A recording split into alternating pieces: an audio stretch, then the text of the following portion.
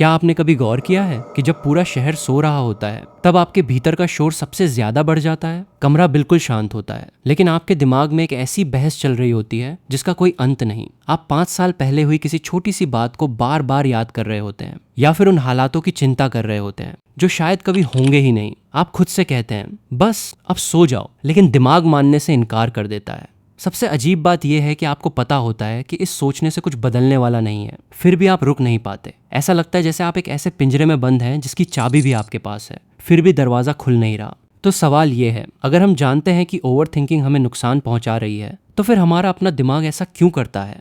आज हम इसी मानसिक शोर के पीछे छिपे सच को समझेंगे। हम अक्सर ओवर थिंकिंग को एक छोटी सी आदत समझकर टाल देते हैं। हमें लगता है कि ये बस ज्यादा सोचने की समस्या है, जिसे कुछ मोटिवेशनल बातें सुनकर या गहरी सांस लेकर ठीक किया जा सकता है। लेकिन असलियत इससे कहीं ज्यादा गहरी है। मान लीजिए आप किसी पार्टी से घर लौटे, बातचीत अच्छी रही, लोग हंसे भी, लेकिन रात को बिस्तर पर लेटते ही दिमाग शुरू हो जाता है, क्या मैंने कुछ अजीब तो नहीं बोल दिया? शायद उन्हें मेरी बात बुरी लगी होगी, काश मैंने वो बात न कही होती। या फिर ऑफिस में आपने एक ईमेल भेजा और कई घंटे तक जवाब नहीं आया। अचानक दिमाग कहानियां बनाने लगता है, शायद मैंने गलती कर दी, शायद बॉस नाराज हैं, शायद मेरी वजह से कोई बड़ी समस्या हो गई। दिलचस्प बात यह है कि इनमें से ज्यादातर बातें सिर्फ अनुमान होती हैं, लेकिन उस समय वे पूरी तरह सच जैसी महसूस होती हैं। मनोविज्ञान में इस पैटर्न को रुमिनेशन कहा जाता है, यानी एक ही विचार, गलती या घटना को बार बार दोहराते रहना बिना किसी नए समाधान तक पहुंचे। हमें लगता है कि हम समस्या सुलझा रहे हैं, लेकिन कई बार हमारा दिमाग समाधान से ज्यादा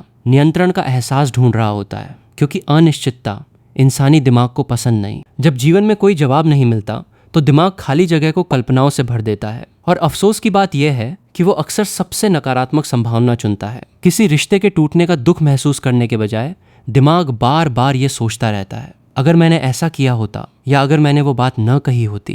क्योंकि कई बार सोचना महसूस करने से आसान लगता है। अब सवाल उठता है, दिमाग ऐसा करता ही क्यों है? इसका जवाब हमारे विकास क्रम यानी एवोल्यूशन में छिपा है। हजारों साल पहले जो इंसान संभावित खतरों को जल्दी पहचान लेता था, उसके जीवित रहने की संभावना ज्यादा होती थी। आज हमारे आसपास जंगली जानवर नहीं है, लेकिन हमारा दिमाग अब भी संभावित खतरों को सामान्य चीजों से ज्यादा महत्व देता है। मनोविज्ञान में इसे अटेंशनल बायस कहा जाता है, यानी अगर दिन में 9 अच्छी बातें हुई और एक बुरी, तो दिमाग अक्सर उसी एक बुरी बात पर अटक जाएगा। जब चिंता बढ़ती है तो दिमाग का खतरे से जुड़ा हिस्सा एमिगडाला अधिक सक्रिय हो जाता है। इससे हमारा ध्यान बार बार उन्हीं संभावित खतरों पर लौटने लगता है, जबकि तर्क हमें बता रहा होता है कि स्थिति उतनी गंभीर नहीं है। यही कारण है कि ओवर थिंकिंग सिर्फ एक आदत नहीं लगती, ये अपने आप चलने वाला एक मानसिक चक्र बन जाती है।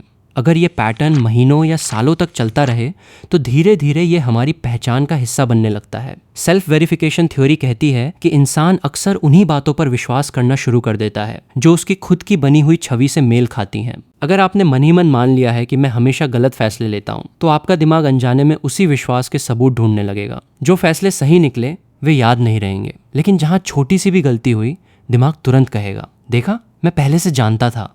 यहीं सबसे बड़ा विरोधाभास पैदा होता है। आप सोचने से थक चुके हैं, लेकिन आपको डर भी लगता है कि अगर आपने सोचना छोड़ दिया तो कहीं आप लापरवाह न हो जाएं। यानी ओवर थिंकिंग आपको नुकसान भी पहुंचा रही है और वहीं आपको सुरक्षित होने का भ्रम भी दे रही है।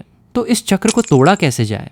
पहला बदलाव सोचने और समस्या सुलझाने का अंतर समझिए। जब भी कोई विचार बार बार लौटे, खुद से पूछिए, क्या यह विचार मुझे किसी व्यावहारिक कदम तक पहुंचा रहा है? अगर जवाब नहीं है तो संभव है कि आप समाधान नहीं बल्कि एक मानसिक लूप में फंसे हुए हैं। दूसरा बदलाव, हर विचार को सच मत मानिए। जैसे फेफड़े सांस लेते हैं, वैसे ही दिमाग विचार पैदा करता है। हर विचार वास्तविकता नहीं होता। जब अगली बार मन कहे सब कुछ खराब होने वाला है, तो रुककर खुद से कहिए, मुझे यह विचार आ रहा है, न कि यही सच है। ये छोटा सा अंतर आपके और आपके विचारों के बीच दूरी बना देता है।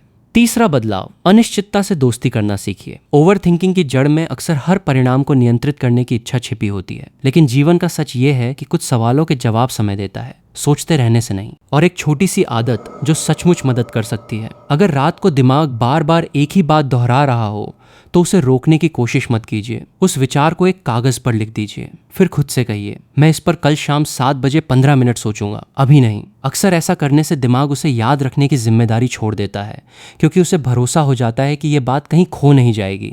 आखिर में एक बात याद रखिए, ये मानसिक शोर इस बात का प्रमाण नहीं है कि आपके भीतर कुछ टूट गया है। ये सिर्फ इस बात का संकेत है कि आपका दिमाग आपको सुरक्षित रखने की कोशिश कर रहा है, भले ही उसका तरीका हमेशा सही न हो। आप वो कहानी नहीं है जो आपका दिमाग हर रात आपको सुनाता है। आप वो आसमान है जिसमें ये विचार बादलों की तरह आते हैं, कुछ देर ठहरते हैं और फिर आगे बढ़ जाते हैं। इसलिए अगली बार जब रात के सन्नाटे में वही पुरानी बहस फिर शुरू हो तो उससे लड़ने की कोशिश मत कीजिए। हर विचार का जवाब देना जरूरी नहीं होता। कुछ विचार सिर्फ गुजरने के लिए आते हैं, और शायद शांति का मतलब सवालों का खत्म हो जाना नहीं है। शांति का मतलब है उन सवालों के मौजूद रहने के बावजूद भी अपने भीतर स्थिर रहना सीख जाना।